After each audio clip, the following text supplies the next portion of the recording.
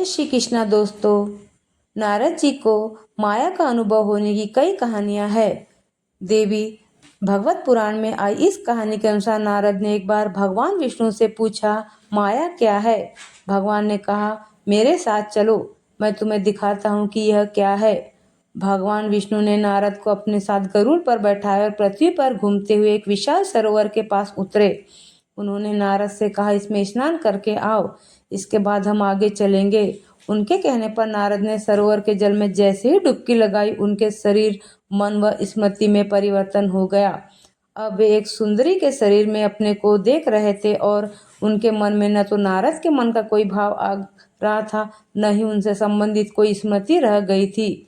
स्नान करने के बाद वे बहुत सोचने पर भी स्मरण नहीं कर पा रहे थे कि मैं कौन हूँ और यहाँ मैं कैसे आ गई। विष्णु भगवान या गरुड़ का इस समय उन्हें कोई दर्शन नहीं हुआ।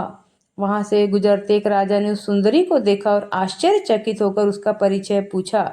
वह कुछ बता नहीं पाई तो राजा ने अनुमान लगाया कि वह कोई श्रापभ्रष्ट देवी या अप्सरा है। के सौंदर्य से प्रभावित होकर राजा आग्रह करके उसे अपने साथ ले आए और उससे विवाह करके उसे महारानी का पद प्रदान किया। राजा का प्रेम प्राप्त करके सुंदरी ने उस समय अपना जीवन सार्थक माना। शीघ्र ही वह अपने रूप व गुणों तथा अच्छे व्यवहार के कारण उनकी अन्य रानियों तथा परिवार के अन्य जनों के साथ प्रजाजनों की भी चहेती बन गई। समय के साथ साथ वह कई पुत्रों व कन्याओं की माता भी बनी और देखते ही देखते उसकी सभी संतानें वयस्क भी हो गई।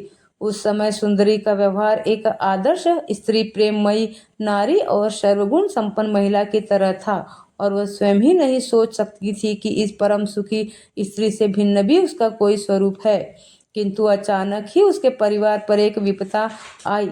दूसरे देश के एक राजा ने उसके पति को युद्ध के लिए ललकारा। सुंदरी के पति ने एक एक करके अपने सभी पुत्रों को उससे युद्ध करने भेजा, पर वे सभी युद्ध में वीरगति को प्राप्त हुए। अंत में वे स्वयं युद्ध में उतरे और अपने पुत्रों की तरह वे भी वीर शैया पर शयन करने के लिए बाध्य हुए। दुख के कारण सुंदरी का रो रो कर बुरा हाल हो गया। मंत्रियों और पुरोहितों के बहुत समझाने पर वह पति व पुत्रों का अंतिम संस्कार करने के लिए सरोवर के तट पर गई।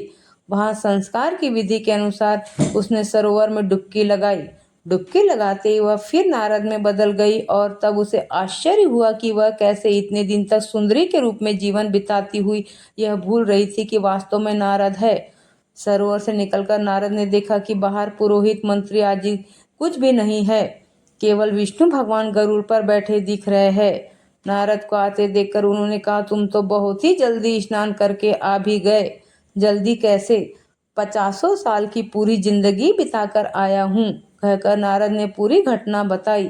सुनकर भगवान ने कहा, मेरे लिए जो तुम क्षण भर में नहाकर आ गए, पर इसी दौरान तुमने 50 साल उस देश में उस राजा के साथ उस महिला के रूप में बिताए, जिस देश का, जिस राजा का और जिस महिला का कोई अस्तित्व नहीं था, और उस दौरान तुम कभी जान नहीं पाए कि तुम वास्तव में कौन हो।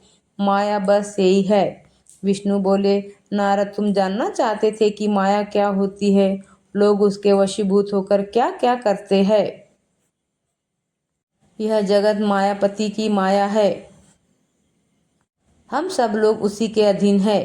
काम, क्रोध, लोभ, मोह और अहंकार इस माया के अस्त्र है जो हर इंसान को कभी न कभी अलग अलग तरीकों से घायल करते रहते हैं। इसलिए कोई कितना भी कहे कि मैं तो माया के पार चला गया हूँ, तो यह बात अत्यंत दुष्कर है। इसके रंग रूप अनेक भांति है। भांति भांति के तौर तरीके से इसे सबको मोहित करना खूब आता है। अगर आपको यह कथा पसंद आई हो तो कृपया अपना जवाब कमेंट बॉक्स में दें और चैनल को लाइक और सब्सक्राइब करना न भूलें। जय श्री कृष्ण।